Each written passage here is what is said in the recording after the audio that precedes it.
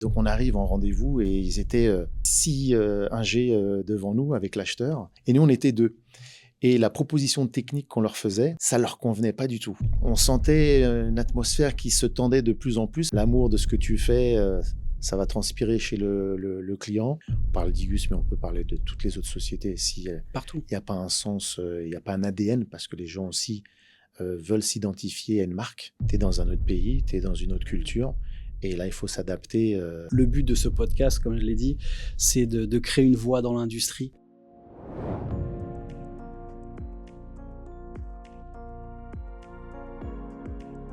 Bonjour et bienvenue sur Une voix dans l'industrie, un rendez-vous incontournable sur l'innovation de nos industries.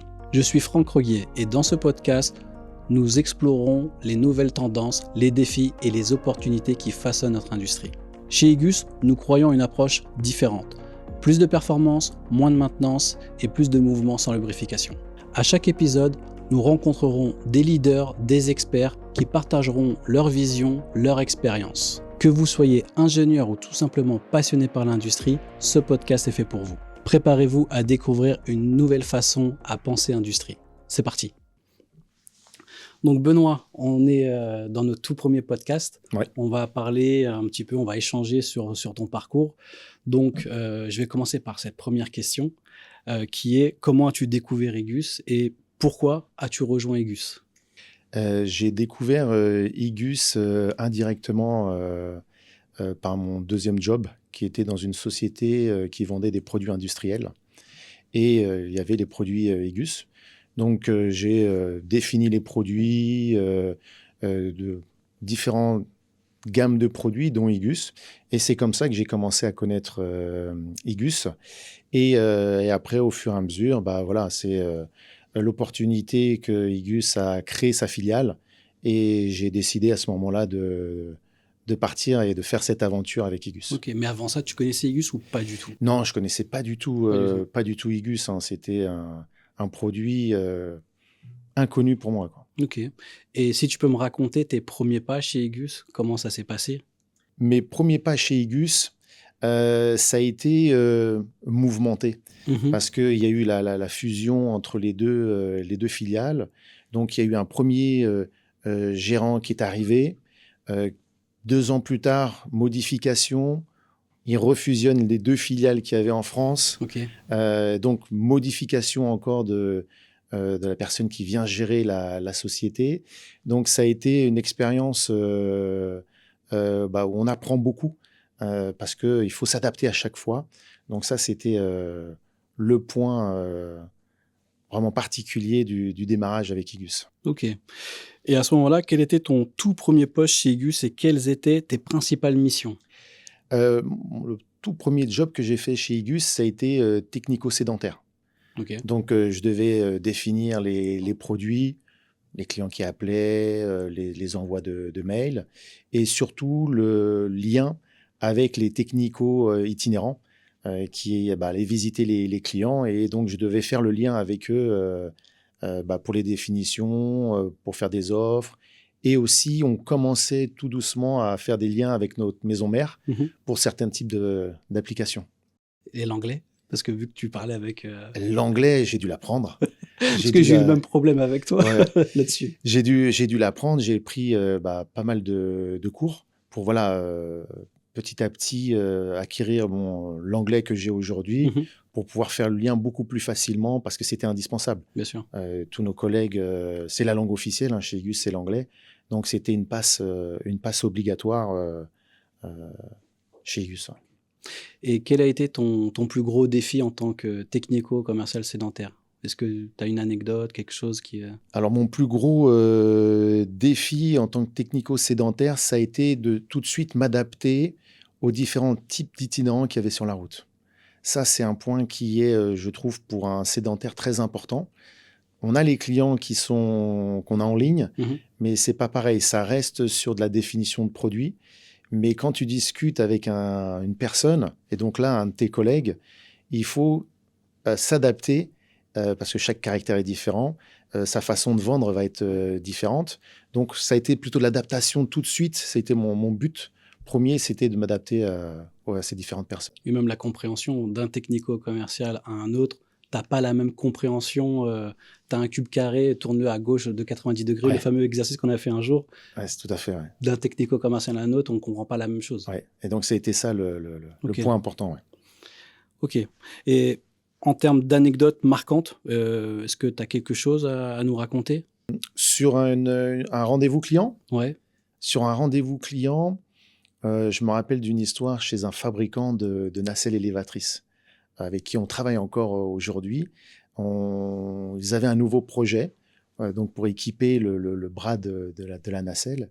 Et donc, on arrive en rendez-vous et ils étaient 6 ingés devant nous avec l'acheteur. En masse. Ouais, ils étaient nombreux. Et nous, on était 2.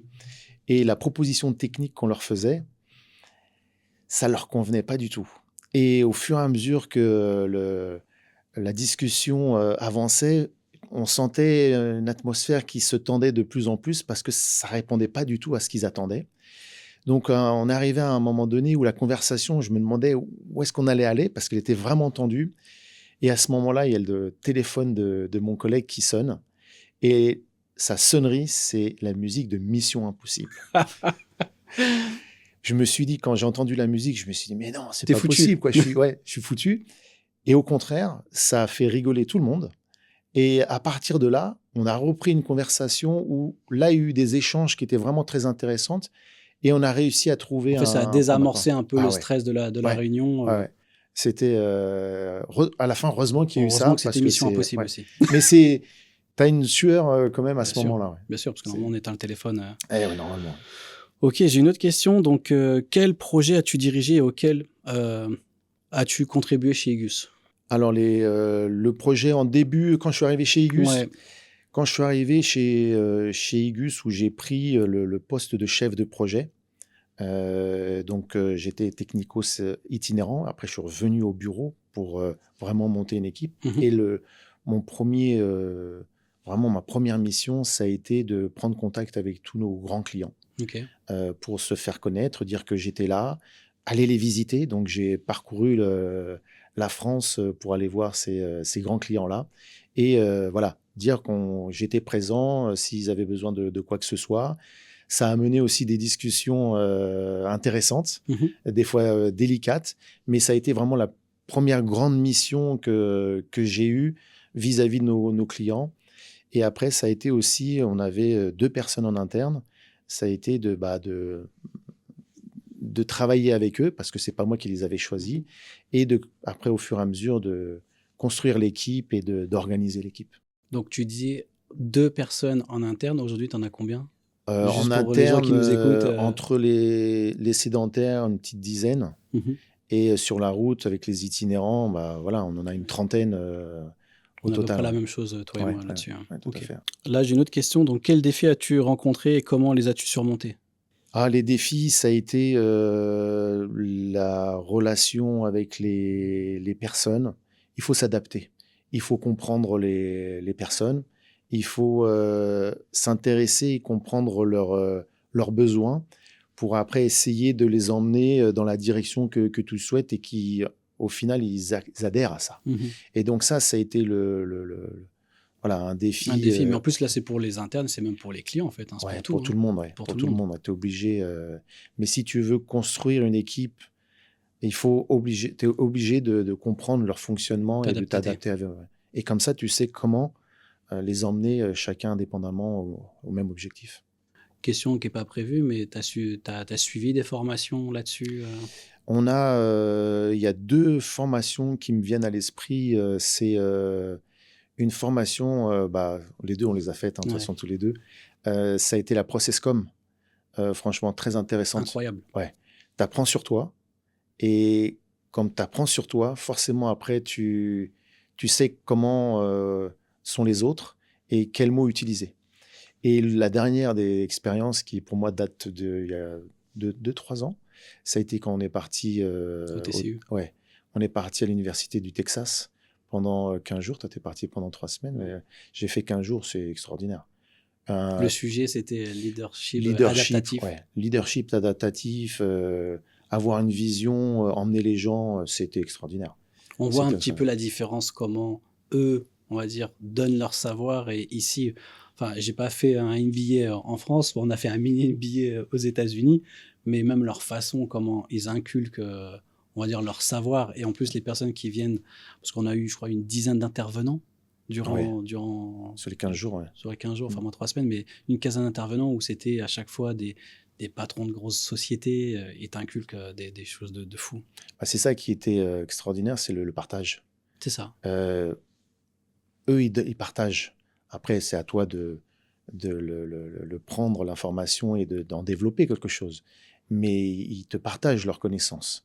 Et c'est ça qui est extraordinaire. Et c'est ce qu'on, en tout cas chez Igus, c'est ce qu'on veut faire.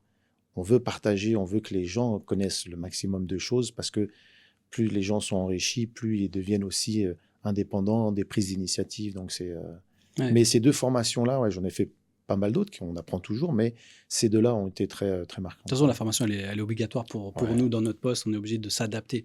Chaque année, il y a des nouvelles générations qui arrivent. Donc, tu es obligé d'adapter ton discours aussi, même avec ces nouvelles générations. C'est obligé. On est même de la génération boomer, apparemment, j'ai appris. On est les vieux. Ouais, ils mettent des noms à chaque fois. C'est ça. Donc, une autre question. Dans quel secteur Igus s'est-il impliqué et comment tes contributions ont-elles eu un impact? La chance qu'on a chez Igus, c'est on touche tous les secteurs d'activité.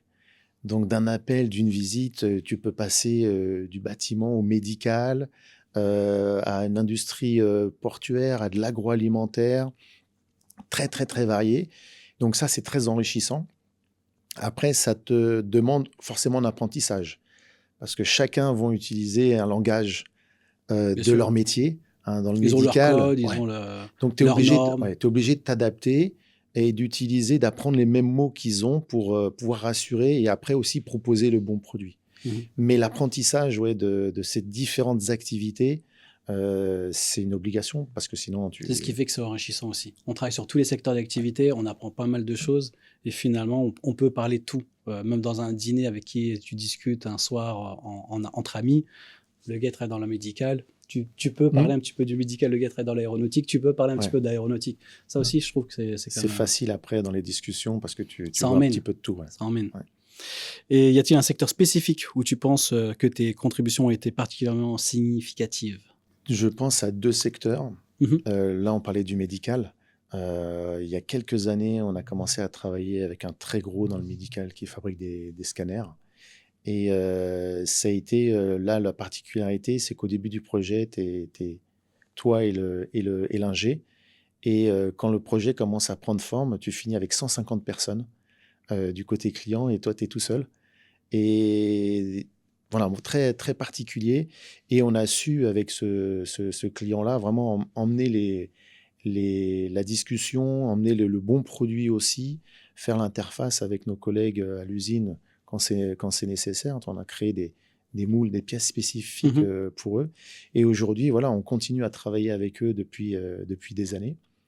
Et l'autre aussi, c'est dans notre milieu, l'automobile. Donc pour l'électrification des portes coulissantes. Okay. Pareil, c'est le premier business qu'on a fait en France dans l'automobile. Un monde voilà, complètement différent. Un monde à part. Ouais, tout est structuré. Donc tu fais des points toutes les semaines. Voilà, chacun beaucoup a de documents exactement qualité. Ouais, énormément de documents qualité. Et puis voilà, tu as des pics de stress à un moment donné, parce que le projet, il faut qu'il avance. Mais une très bonne expérience aussi de structure de projet. Okay. Et voilà, qui aujourd'hui nous a permis de vendre énormément de chaînes porte-cap sur les portes coulissantes des voitures. Donc, ouais, ces deux expériences-là, ouais, vraiment très intéressantes. Ok. Et comment décrirais-tu ton style de management? J'ai un management, on va dire, participatif, pour dire quelque chose, parce que le management, pour moi, c'est pas qu'une case. Ouais, c'est pas qu'une case. Ouais, je te dirais participatif, parce que j'aime bien faire participer tout le monde. Et pour moi, il faut que tout le monde participe pour comprendre et pour que tout le monde aille dans le même sens. Donc, je vais toujours, si je veux faire une orientation, je vais en discuter avec l'équipe, qu'est-ce qu'ils en pensent, comment on l'oriente, et qui va faire quoi. Mais ouais, je vais être plutôt dans ce participatif que tout le monde soit Très intégré et se important. sente investi. Aujourd'hui, il faut un sens. Bien Donc, sûr. si tu n'as pas ça, c'est compliqué. Puis en plus tu es nombreux, plus en fait tu es obligé de Voilà. collaborer. Tu vois, par exemple, quand on fait les recrutements, Ouais. on fait des demi-journées, on fait venir le candidat et il fait le tour avec les collaborateurs en interne. Parce que c'est important d'avoir Bien sûr. l'aval et puis ça permet de les intégrer et de les faire participer. Et quelles sont tes valeurs clés qui guident ton approche managériale, justement? La transparence, Mmh. je pense que ça, c'est important. Euh, Tu travailles pour l'équipe. Donc le respect, ça, je te dirais, c'est logique, mais tu travailles pour l'équipe. Donc, être là pour les aider, pour les orienter, pour les guider, laisser prendre des initiatives. Ils font des essais des fois ça marche pas, c'est pas grave. Au moins, on change de direction et on avance. Mais ouais, transparence, respect et, euh, et je pense que ça, c'est les bons, les bons ingrédients. Ouais. On en a parlé tout à l'heure, mais cette question, elle est pas mal, je trouve. C'est comment adaptes-tu ton style de management aux différents membres de ton équipe? C'est Ouais, c'est ce qu'on disait tout à l'heure. On reprend la formation. Ouais, on reprend la formation, c'est chacun va avoir son caractère, sa façon de penser, et c'est là de trouver, tiens, Franck, comment je dois l'orienter, comment je dois lui parler pour qu'il comprenne et qu'il puisse avancer. Comment tu t'adaptes à moi alors dans ce cas-là? Hein, non, avec toi, c'est direct. Il faut que je sois direct. Avec toi, c'est direct. Faut pas chercher midi à Un peu de 14 chiffre, heures. mais Voilà. ouais. C'est pour ça que voilà. Suivant les personnes, on va adapter. Mais On justement, va est-ce que adapter. tu te rappelles un petit peu des différents styles avec lesquels on doit s'adapter, je veux dire? Oui, tu as le persévérant, le travailloman, Le rêveur, le rêveur, le rebelle, l'empathique, et puis il y a le rouge. le rouge, le promotionnel. Euh, Il y a 2 types de rouge. Il y a le promotion et il y a celui qui en fait trop. ouais. Il y a les 2, ouais. Donc c'est ça où c'était ce que nous a appris la Processcom, c'est Ouais. que tu peux, et on a la chance, c'est de pouvoir voyager dans ces différents domaines pour s'adapter. Et quelles leçons importantes as-tu, apprises au cours de ta carrière managériale? Plusieurs choses que tu apprends au cours de ton parcours, surtout que la société a commencé avec 10 personnes, on finit avec 80. Mais une décision, je trouve, que j'ai apprise, c'est de ne pas prendre des décisions à chaud. Mmh. Faut laisser le temps. Ouais, faut laisser le temps. Je me souviens, on avait une discussion avec un de nos collègues, Matthew, de UK, qui disait quand je prépare un mail à chaud, eh ben, je le sauvegarde, je vais dormir et je le reprends le lendemain. Et je trouve que c'est une bonne approche Bah oui. parce que tu as pris du recul et tu as les idées plus claires et tu es plus factuel. Et ça, c'est important. Parce que sinon, si tu laisses rentrer la partie sentiment, avec le stress qu'on peut avoir, L'émotion, c'est Ouais, l'émotionnel qui reprend le dessus direct, exactement. ouais. Donc, de plutôt prendre du recul quand tu as une décision vraiment à chaud que tu veux prendre ou une conversation compliquée ou faire un mail, prépare-le Ouais. et le lendemain, tu le reprends et tu peux Cette le méthode changer et l'adapter. Cette méthode, je l'utilise. Moi, je me l'envoie le mail. Je me l'envoie comme si je l'envoyais au client. Et c'est vrai que le lendemain matin, 90%, on va dire, du mail Tu le change. modifies. Hein. Il change. Ouais. J'enlève les points d'exclamation, j'enlève le gras, j'arrondis les angles, tout change. Ah ouais, Donc, et finalement, ouais, tu rentres moins dans une situation même conflictuelle avec la personne avec laquelle tu as envie d'avancer, parce que finalement, ton mail à chaud, ta discussion sera constructive après, parce Ouais. que tu vas être plus dans le factuel. ouais, Et ça, je suis d'accord. ça peut aider. Je suis d'accord. Et comment vois-tu l'évolution de la culture d'entreprise dans les prochaines années? Parce que là, la culture d'entreprise, c'est un vrai sujet, que ce soit en Ouais, France ou partout dans le monde. Ouais, c'est le sujet du moment. Et tu le vois, tu parlais des générations d'aujourd'hui. Elles ont besoin d'avoir un sens. Si elles ne comprennent pas pourquoi on le fait, bah, tu vas avoir un turnover qui peut être important dans la société, une incompréhension dans l'équipe. Donc le sens est important et ça va exactement dans l'ADN d'Igus. On veut toujours donner un sens à ce que l'on fait. On veut toujours trouver le bon produit au coût le plus intéressant pour le client, pas pour vendre, mais pour que le client, à la fin, il ait quelque chose qui soit garanti et qui tienne dans le temps. Donc, on a cet ADN-là chez Igus. on avait fait la formation iLead, hein, Mhm. où on disait, voilà, l'amour de ce que tu fais, ça va transpirer chez le client. La vérité, hein, faut pas rien gérer en secret. Et ça te permet de pouvoir avancer. Et un point important, tu parlais tout à l'heure de leadership serviable. Et pour moi, ça va avec le Gamba. Ouais. Être avec les équipes. Est-ce que tu peux expliquer le Gamba? Parce que les gens, je ne suis pas sûr qu'ils... Le Gamba, c'est d'être à la place ou avec ton collègue. Là où ça se passe. Ouais, là où ça se passe. Comprendre son fonctionnement, comprendre qu'est-ce qu'il reçoit comme information, qu'est-ce qu'il traite, comment il le gère.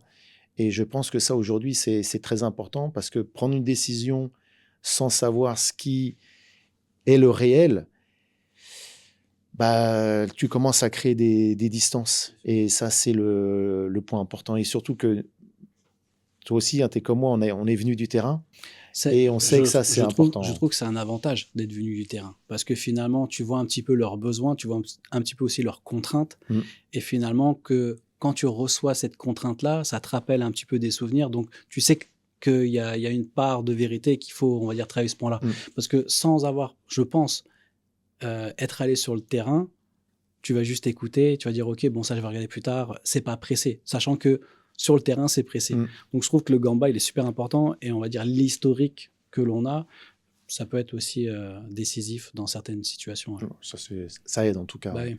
Mais oui, cette partie de sens est hyper importante aujourd'hui. On parle d'Igus, mais on peut parler de toutes les autres sociétés. Partout. Il n'y a pas un sens, il n'y a pas un ADN, parce que les gens aussi veulent s'identifier à une marque. Donc ça, c'est sais que c'est un vrai sujet, hein, le Gamba. C'est un sujet qu'on va appuyer là. On peut en faire un podcast. Ah ouais, on peut faire un podcast parce qu'il y a beaucoup de collègues à moi, des amis, qui ont des postes, on va dire, à responsabilité. Ils vont pas sur le terrain ou ils vont pas même voir leurs collègues qui sont à 5-6 bureaux, ils sont dans leur bureau fermé, ils sont même pas en open space parce que nous on travaille en open space, mais ils sont dans leur bureau fermé. C'est vraiment, on dirait, c'est vraiment l'image que l'on a, c'est du Gamba avec la chaîne qui est attachée au siège. Il la coupe pas. Hein. Et ça, je pense que ça peut être problématique si, admettons, dans une grosse structure qui cherche, on va dire, à toujours, on va dire, s'inventer, se réinventer, tu es obligé d'aller faire du Gamba. C'est pour ça que dans notre organisation aujourd'hui, on veut faire créer des petites équipes pour éviter quand tu grossis, que, comme tu dis, tu commences à tout cloisonner. Et quand tu cloisonnes tout, tu n'es plus après auprès du client ou de la compréhension de ce qu'il veut. Et donc, en créant ces petites équipes-là, bah, Ça, c'est la culture d'entreprise. Elle est très importante. Ouais. On le voit à l'usine, on est combien? On est plus de 4500 au total. Non, 2500. C'est 4500 dans le monde. 2500. Mais tu vois, aujourd'hui, on arrive à dire, on travaille en micro-équipe. Justement, c'est pour garder cette proximité. On va dire prendre des décisions rapides. Ça, c'est quelque chose qui est très intéressant pour le client. Aujourd'hui, tout est fait pour le client. On le voit bien dans comment on organise un petit peu Igus. Tout est organisé pour le client. Les fameux piliers jaunes, de toute manière, représentent le client. C'est clair. Donc, OK. On arrive à la fin du podcast. Si, admettons, je te pose une question comme ça, c'est quels sont, toi, tes objectifs maintenant? Mes objectifs, on a le marché français où on a encore, avec toutes les nouveautés que l'on a chaque année, tous les secteurs d'activité, on en découvre, hein. Même après pas mal d'années chez Igus, on découvre encore beaucoup de business et c'est ça qui est vraiment très intéressant. Et l'autre côté aussi intéressant, c'est la partie, ce qu'on disait là juste à l'instant, la création de ces petites équipes qu'on est en train de démarrer, et ça va être vraiment... La nouvelle structure. Ouais, la nouvelle structure, ça aussi, c'est un beau challenge. Et l'autre challenge que l'on a aussi tous les deux, hein, c'est la création des filiales au Maroc et la création en Côte d'Ivoire. Voilà, on a été faire du Gamba. On a été faire du Gamba, et même, je trouve ça très intéressant pour toi ou quoi pour moi, c'est qu'on apprend encore de nouvelles choses. Autant gérer des équipes, autant gérer des produits, des secteurs d'activité, des clients, des grands comptes, c'est facile. Aujourd'hui, on va dire c'est facile dans le sens où c'est des compétences que l'on a. Créer une société à l'international, c'est autre chose. On découvre beaucoup de choses dans la structure et même après l'approche auprès des clients. Tu es dans un autre pays, tu es dans une autre culture, et là, il faut s'adapter vraiment à ce que fait le pays, ce qui est différent de ce que l'on connaît, nous, en Europe et en France. Donc, c'est challengeant. Ça, c'est un autre challenge qu'on a lancé et qui est bien lancé là. Et ça pour l'avenir, ça va être vraiment très intéressant. Très bien. Merci Benoît pour ce podcast. Merci d'avoir pris du temps pour répondre à ce premier podcast. Il y en aura d'autres. Aujourd'hui, on va essayer, le but de ce podcast, comme je l'ai dit, c'est de créer une voie dans l'industrie. Créer une voie dans l'industrie dans le sens où ça n'existe pas aujourd'hui, ou alors un peu parcimonie. Le but, c'est aussi de montrer un petit peu la culture d'entreprise que l'on a à Igus, apporter aussi des personnes qui sont complètement en dehors d'Igus. Ça peut être des dirigeants, ça peut être des personnes publiques. J'ai 2 invités en tête qui risquent de venir. Ça va créer du contenu et ça va apporter une autre vision de l'industrie, parce qu'aujourd'hui, on ne va pas dire que la France va mal, mais c'est un peu compliqué. Donc, apporter, on va dire, un message positif pour l'industrie, ça va aider. Et aujourd'hui, comme tu l'as dit, on a quand même cet avantage de travailler dans tout type d'industrie. Donc, on a plusieurs sujets à apporter. Ça va être intéressant. Il y a pas mal de sujets Il y a pas mal de sujets. On pourra en faire. faire plein. Maintenant, on va essayer de les sélectionner petit à petit. On commence par le tien. On va faire mon parcours pour donner un petit peu le cadre. Et après, On commencera après les industries. C'est ça. Merci Benoît. Merci à toi, Franck.